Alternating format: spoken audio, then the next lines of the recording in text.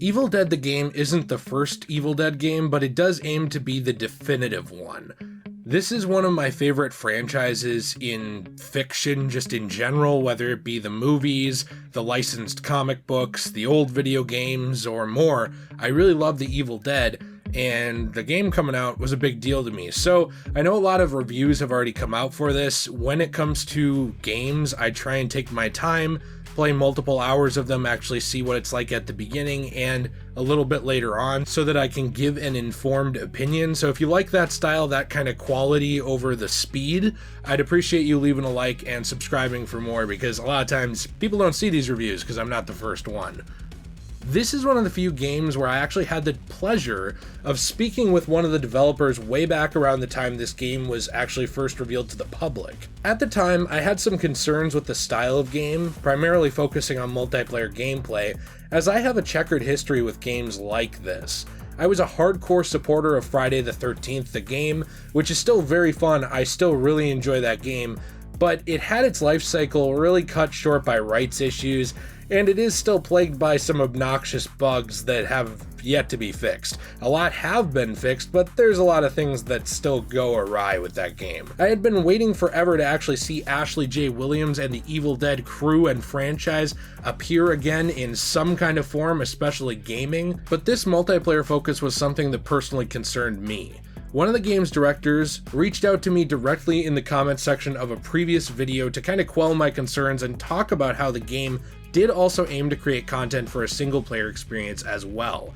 This level of professionalism and community engagement was really refreshing to me, and it's something that is carried over into the game itself, as Saber Interactive, the game's developer, even has a whole page online dedicated to submitting fan ideas and suggestions for content, balancing, and more. In a world where fans and content creators, who are really just big fans themselves, are seen as whiny babies who should just take whatever they can get from the big companies and shut the hell up, Saber's commitment to listening to a community that wants to play their game and pay for it and fund it and actually give them that money back, their commitment to listening to that is something I'm really excited to see, and I wish more people engaged with and did in the gaming sphere. In terms of the core game, it's important to recognize this as both a celebration of the Evil Dead franchise and as a game itself. The game does sport both single-player and multiplayer content, though it's mainly aimed at the multiplayer crowd. The single-player portion focuses around 5 missions based off of the original Evil Dead franchise. So these missions are a nostalgia trip for fans who have watched Evil Dead 1 and 2, Army of Darkness, and Ash vs. Evil Dead. These missions range from partaking in the events of the infamous cabin in the first or second movie, to helping Ash gather enough alcohol to throw a massive party, to leading Lord Arthur through the modern day in an attempt to get him back to the time of Army of Darkness. One thing I will say about these missions is that several of them are extremely unforgiving and really do force players to think about what they are doing. These missions are nowhere near a mindless distraction, and currently there is no way to adjust any difficulty on them, so they're a bit of a challenge for some players, including me. Actually, I had a bit of a hell of a time on Mission 3. It's also important to note that Saber Interactive has left room to add more missions into the game, and has revealed that they plan to release more in the future, so this is likely a portion of the game that will be added to and improved on over time. These missions are fantastic little romps for fans of the franchise, but I don't see them appealing to newer fans as much as the game's multiplayer, which seems very accessible to series buffs and newbies alike who've actually never seen a single film. I know I had my friend Nate try it out. He's on the second channel, Degenerate Plays all the time, where we're actually doing a Let's Play of this, me and my wife are, and he tried this game out and he really enjoyed it. He's never seen a single movie, never read a single Evil Dead comic, nothing. And even the core gameplay impressed him. The core game actually centers around 4v1 multiplayer gameplay as 4 survivors attempt to find pieces of a map, lost relics from the Evil Dead franchise, which are the missing pages of the Necronomicon and the Kandarian dagger capable of killing demons, and then proceeding to destroy enemies and activate the Necronomicon to expel evil from the world. So these survivors go through a series of tasks across the map, all while being messed with by the demon player, which we'll get into in a bit. Survivors include a variety of the Evil Dead series favorites like Ash, different generations of him as well, Pablo, Kelly, Arthur, Henry the Red, Cheryl, and Annie, and more. And the game does a really good job of allowing each of these players and playable characters to contribute in a team-based fashion, as characters are assigned to different roles that have different abilities. Whether a character is a leader, warrior, hunter, or support, they will have a vital role to play in helping the team survive the onslaught of the demon and the deadites that get in their way.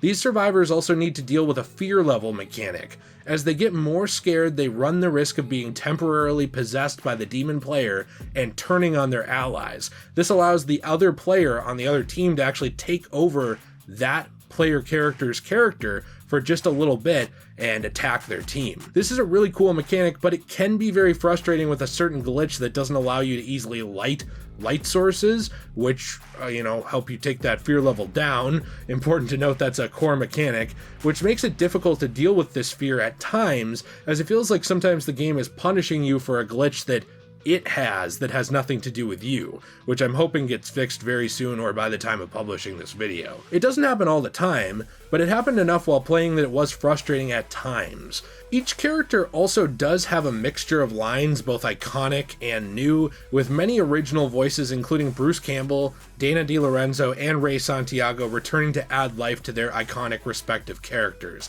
And for people like me, I'm a sucker for anything Bruce Campbell recommends or tells me to buy. The guy could stand there and sell me a house and I wouldn't even have the money to pay for it. There's just something about that charisma he's got going. Some characters have several different costume options, while others are kind of stuck for now with just a default costume.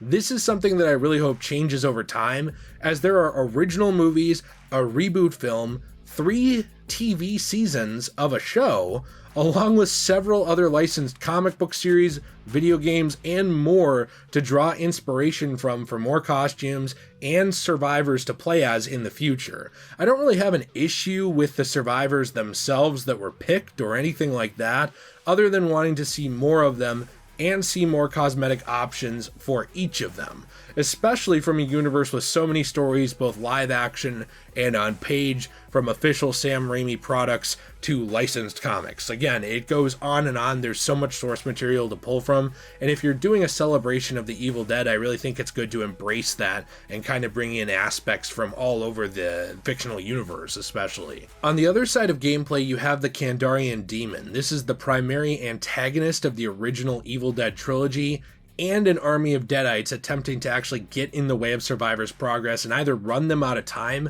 or kill off these survivors systematically. I've seen the demon's gameplay experience described by some as similar to a D&D dungeon master. For those of you who don't know what this is, or people like me who shyly squeeze by the gaming tables at the local comic book store to slink back into a box of back issues instead of partaking in a scary group activity with strangers, a dungeon master in Dungeons & Dragons is essentially someone who sets up scenarios that players have to go through in order to make progress through a campaign. So essentially they put up the hoops and the players have to jump through them. The Kandarian Demon is similar to this, as you spend your time placing traps, swarming players with enemies, and just generally harassing them.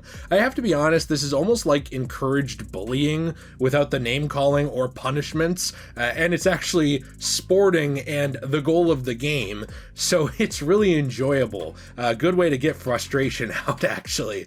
The biggest criticism I have, though, with the game is also tied to the Kandarian Demon playstyle, as it almost seems like you have to play some matches and inevitably lose in order to start unlocking the abilities in the skill tree that will allow you to win. You do level up your demon or your survivor over the course of a match with stat buffs by getting different things essentially to level them up in match.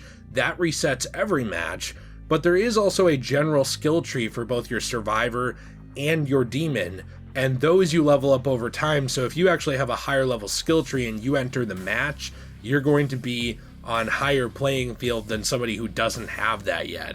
I mean, this is something that's been in gaming forever, like having a higher stat weapon in Call of Duty because you're a higher level, all the way to having found some sword in Dark Souls and going in PvP against someone who's not using that sword and your sword is better than them. It's just something that gives you an edge, and it is a bit frustrating that the Kandarian Demon doesn't seem to have any edge to begin with. I think it's important to note that in my multiple hours of play, it felt much easier to win a match as a level 1 survivor with no abilities on a skill tree unlocked than as a demon with the same level with no abilities unlocked. This balancing issue is a tough one to crack, I know, because you don't want the level 1 demon to be so powerful that they can then just immediately overcome 4 players, and then the max level demon is just broken at that point. But as is, it kind of feels like you have to mindlessly play a few matches as the demon to get enough skill points and XP to level up in order to actually compete as the demon, which feels a bit like a chore. I'm sure somebody can win matches immediately as the demon. They're like the prodigy of this game. For me though, it felt like you kind of had to get some of those skill tree abilities with the demon to actually start doing things, which is a bit frustrating because I think it makes those first few matches as the demon a little more boring and might actually discourage some people from going back to play as the demon, since you opt into survivor or demon and you need both to play the game. So it's important to encourage players to play both sides because you want this to have a robust and healthy player base. If someone wants to play this multiplayer experience but doesn't actually want to play with a bunch of random people online, or maybe you don't have, a ton of friends that are going to buy this game and play with you, I've been there. That's probably my biggest issue with Destiny. Back when I was into that, was a social game designed for someone who wasn't social, me. You can play against bots or can play private matches in this game. But, and this is a big but, one issue I personally had was that if you're playing solo against the AI, you don't actually get any XP. It's really just treated as practice. Because of this, you're not actually able to level up your survivors or demons playing that way. And that's kind of frustrating that you are almost punished for trying to play it alone. If alternatively though you're playing online with other players, but against an AI demon, because you can do this, there are a lot of options, you do get XP to level up characters, but it's a lot less than just the normal multiplayer. It takes a very long time. I really don't understand sort of punishing the more cooperative players who just want to play against AI enemies by not allotting them at least a bit more experience, as it would be relatively pointless to try and upgrade your characters through that type of match. And because of this, the single player missions are fun, and there's options for single player practice matches or multiplayer matches against AI, and you certainly do not have to be on the mic and talk to people to win. I've never done that. I just play with my wife and 2 other people. We don't talk to them. We use in-game talking commands, or we just don't talk and we can still win. But I will say it really does seem like this game wants you to play in a full lobby with a human enemy and human teammates. And I understand pushing this a little bit because it is generally a multiplayer game. You want to have that healthy player interaction and player base to keep this game alive. But I would think that players should at least get something like 2/3 of the XP playing the other way, not some tiny fraction of it that's not really even worth giving you. Gameplay does work very well for both sides of the game, but there are balancing issues and graphical glitches that really do need to be worked out of this game. For example, like I said before, lighting bonfires and other sources does help get down survivor fear levels, but there is a glitch with it that makes it so you can't light some of them, which makes it kind of feel like you're competing against the mechanics of the game that don't always work.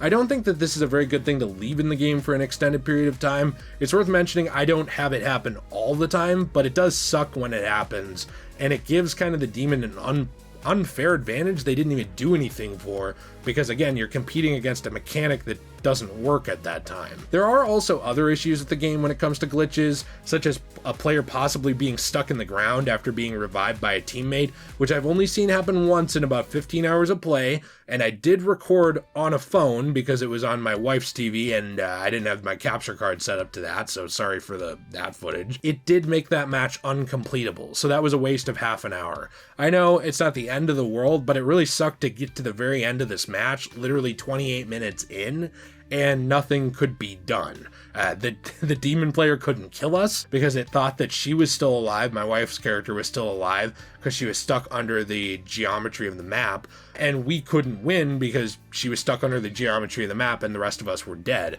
It just kind of left the game, so everyone had to back out. I think stuff like that really needs to be worked out. It's not like it happens all the time. Once in 15 hours is almost nothing, but it probably shouldn't happen at all. None of these things as well, including like some graphical kill animations being really glitchy if they're too close to a wall and stuff, they're not game ruining, but all of them really do need to be fixed over time. It's just a bit annoying to deal with while playing when they do actually happen. I also do believe that this game will be massively improved as more content is added in. As is, to me, it really feels like a much more satisfying experience than many of the other horror multiplayer experiences on the market right now. I'm sure mileage will vary on this, as some people just encounter more bugs and glitches than other players, but, you know, for me it's more stable than that was, at least. Currently, this game is a really fun experience for everyone and a series of greatest hits for Evil Dead fans, but adding more maps, costumes, and playable characters will help flesh out this game from just that to something truly remarkable. And I really do believe that this game can get there. It's not like it's in some broken state that's not worth playing right now. It's just that I think right now it's really fun and really good, but in the future it could be fantastic and amazing. And I really do hope that people continue to buy the game and play it so that it can get there. It's not something like Marvel's Avengers where it's just really broken and you hope someday it's competent. This is a game that is very competent and fun currently that I just hope continues to improve. I do plan to play this game for a bit right now, and like I mentioned earlier, I'm currently recording a Let's Play of this game on my second channel, Degenerate. Link is in the description below if you want to check it out, I appreciate it. But it really does feel like this game will also be something I keep circling back to as more content is added, versus just playing it to death and burning myself out on it right now. It's kind of a game I will play in phases. I understand that for some people, especially people who are not mega fans of Evil Dead, they'll probably want to wait until there is more content in this game through things like the Season Pass and even free map updates, as they've already revealed that they're going to be adding a really massive map into the game for free for everybody to play on. And I do think there could have been more things at launch, like another Survivor or Demon class, maybe another map and more costumes, but I do think that these things can be remedied over time because the core experience is really fun, and to me it was definitely worth the money, both as a fan of the Evil Dead and just as a fan of gaming and horror. This game works for both series diehards and new fans who have never engaged with Evil Dead media. As a game, it's very engaging and works well. It embraces its horror roots and also its comedy roots, and does those in a great way for people who are coming back to the Evil Dead franchise, who just can't get enough of it. And if you really don't know anything about it, I still do think it's sort of a gateway drug to it. It's something that's fun enough that I think it could really get you interested in going back, checking out those movies, the TV show, etc. But even if you decided not to, like Friday the 13th, you can pick it up and just have a good time. You don't need that source material for this to be a good game. I think if you did need that, this would not be a good game at all. But that source material really does enhance it, because that makes it work as a celebration of that franchise as a whole, which is one of the reasons I love it so much, because I do love that franchise and I really enjoy it as a game. Let me know what you think in the comments down below. Are you a fan of the Evil Dead franchise? Are you not? Is this a game that you would play either way? Evil Dead Rise is coming out sometime in the near-ish future, so I'm wondering if they'll add some stuff in from that. This is kind of coming out at a good time of a resurgence in interest in recent years in Evil Dead. So, you know, between Ash vs. Evil Dead, this, and a new movie, it's a good time to be an Evil Dead fan, and honestly, just a good time to be a horror fan. Let me know what you think down in those comments. Please be sure to leave a like if you enjoyed this video, subscribe for more content. Your support helps this channel out so much. Like I said earlier, a lot of times these videos do not reach people. I'm not usually the first person to get to everything. Sometimes I'm the last, but I really do try and prioritize the quality over speed. So, hey, thank you very much for being here. Have a fantastic day. And as always, everyone, stay shway. I recommend the game. It's a lot of fun.